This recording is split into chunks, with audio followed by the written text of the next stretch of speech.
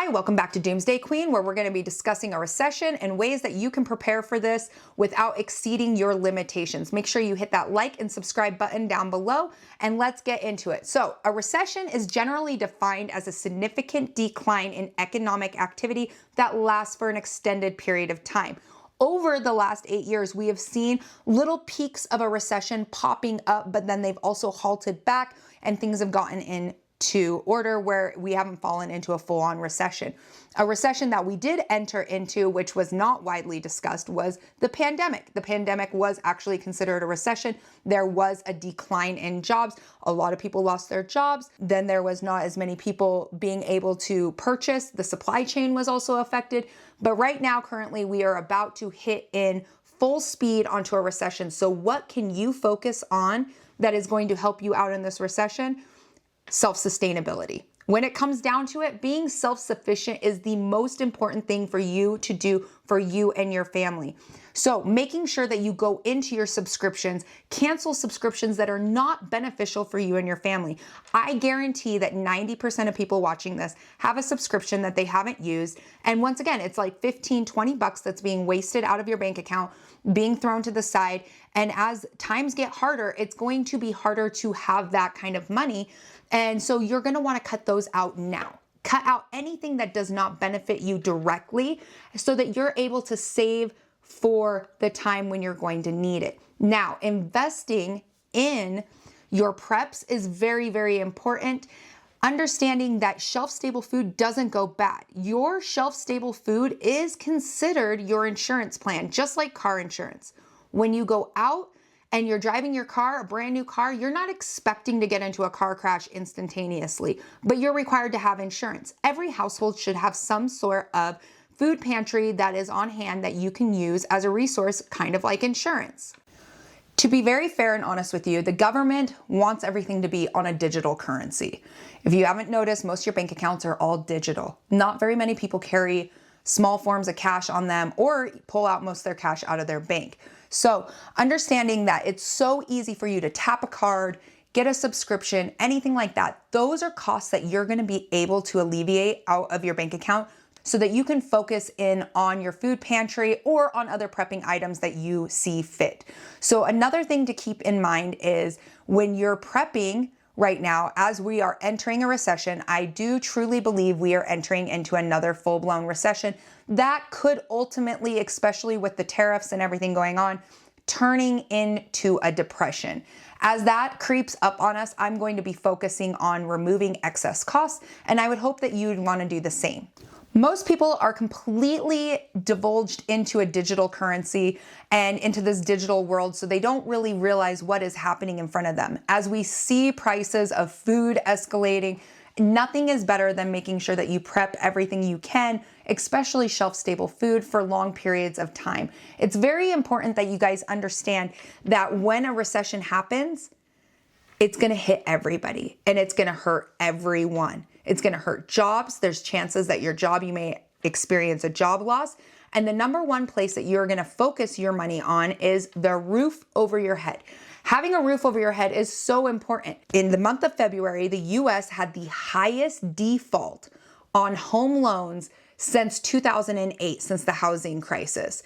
So that is a big escalation factor of where we are heading into. People are now not paying their mortgages because things have gotten so expensive, and whether they've experienced a job loss or anything like that that could be going on. So I would like you guys to make sure that when you're focusing on your prepping, you're not exceeding your limitations. You're making sure you're paying your bills, your electric, your mortgage, trying to focus on that self-sufficient.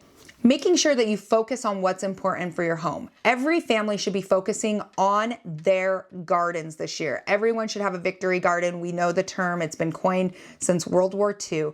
When we went into World War II, ration cards were issued out because they were focusing on the troops and you had to do your part. So victory gardens became a big staple to everyone to be able to afford their food and have enough food on hand to eat, because a lot of people were hit with hunger during World War II.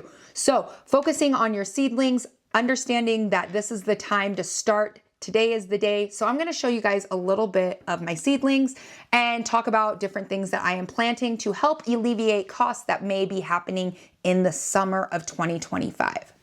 Right here is some of my seedlings that I started in February. These are just my peppers, understanding that peppers take a really long time to mature to produce the fruit that they produce. Right now is the time that you could be focusing in on growing your lettuce, depending on what your growing season is, you're going to want to be able to be as self-sufficient as possible. Every single home in our country and worldwide should have a victory garden. The supply chain shook up just from the pandemic, let alone a recession. And yes, I do believe our pandemic was a set of a recession. It was short term, but it did affect our economy and it did affect the market. Now, not only can you focus on your seedlings, another thing that I have seen a lot of people focusing in on is chickens. Chickens are becoming the new toilet paper of 2020. Everywhere I go, all the chicks are completely sold out, and it's because of the avian flu. With the increased price of eggs, we have noticed that more and more people are trying to get chickens because they want to have eggs and not play this game anymore. A lot of people do not realize how long it takes for you to raise chickens to get eggs. But ultimately, I think it's a great idea that people are starting to prepare and starting to raise their chickens. I haven't bought eggs from the store in years because I've had chickens forever.